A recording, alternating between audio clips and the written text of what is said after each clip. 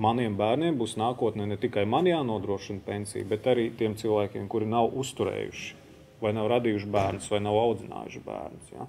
Un šeit sāk izpalikt šis solidaritātes princips, ja, kas ir iestrādāts Latvijas sociālās apdrošināšanas sistēmā. Tā problēma, par kuru es minēju, kas būs tie bērni, kas uzturēs gan manu pensiju, gan tiem cilvēkiem, kuriem nav bērni. Ja? Un te rodās šī sociālā nevienlīdzība, sociālā taisnība, kad pēc būtības, kāpēc mums visiem ir jāmaksā vienāda sociālās apdrošināšanas likme. Ja? Šīs iemaksas mēs veicam pēc vienādas likmes. Ja? Un rodās netaisnība. Un tāpēc viena no idejām, lai sektu šīs te nākotnes izmaksas, ja? Kā būtu ieviešana, kā tas ir eksistējis Padomju Savienībā, eksistēja tāda lieta, gan eksistēja pirmskara Latvijā, saucamā vai nu bezbērnu nodoklis. Varbūt nodoklis tas būtu pārāk spēcīgi teikt, tad mēs saprastam, jābūt atsevišķam likumam, tā būtu ļoti sarežģīta administrācija šī.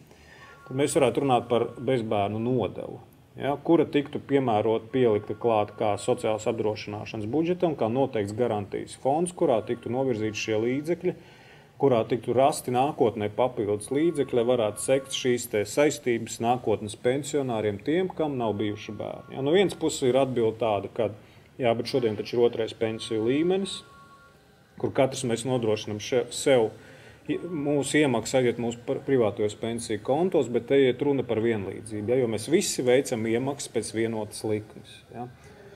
Un tāpēc ir runa par nodevu. Ja. Mēs nerunājam par iemaksām, vai iemaksu likmi būtu jāmaina, bet mēs runājam par atsevišķu nodevu. Ja? Un šeit, protams, rodās tāds jautājums vienmēr, kas varētu būt aktuāls par to, kad, piemēram, kad ir ģimenes, ir cilvēki, kuriem, zinām, veselības apstākļi pēc viņi nevar laist pasaulē bērnus. Ja? Un kas būtu diezgan arī saprotošs arguments pret šo ierosinājumu. Bet, šeit rodās atkal pretarguments pret šo, kad visiem mums tiek dot iespēja arī adoptēt bērnus. Ja, Latvijas bērnu namos uz šodien, ja es nekļūdos, ap 1000 bērnu ir, ja, kuriem tādu vai citu iemeslu dēļ, diemžēl, nav vecāki. Un ja ģimenē ir interesi tātad tomēr audzināt bērnus un uzturēt bērnus, viņiem tiek dots visas iespējas adoptēt šos bērnus. Ja.